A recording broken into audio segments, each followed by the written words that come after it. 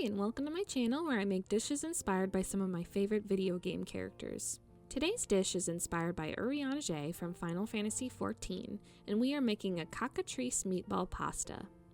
When looking up food associated with Urianger, I found that he does have a known dish that he really enjoys.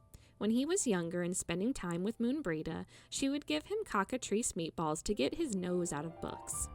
This apparently worked quite well, and so he looks back on this dish fondly.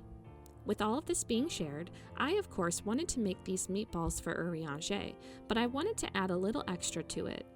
If you look at a picture of the Cockatrice meatball dish, which I know is not 100% accurate, you'll see meat and red sauce on a plate. Meatballs and red sauce lend themselves really well to a pasta dish, and I feel like penne noodles look a lot like Ella's in elven ears.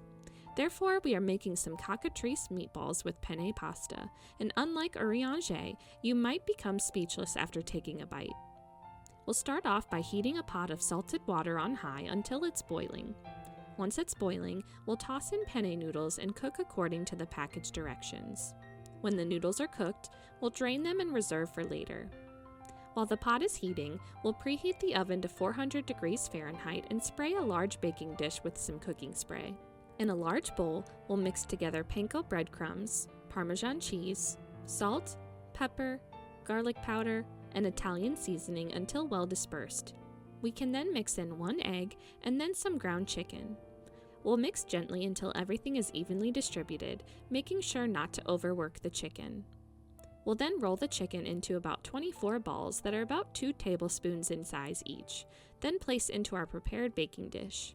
We'll slide the baking dish into the oven to bake for 10 minutes, and then remove from the oven briefly to flip the meatballs.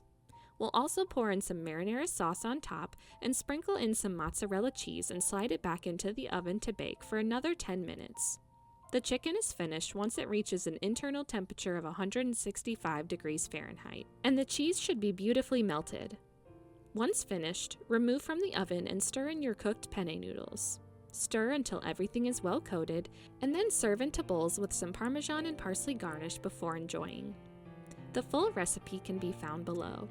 Feel free to like if you want a bite, follow for more geeky treats, and comment what foods Urianger reminds you of. Thanks for following along.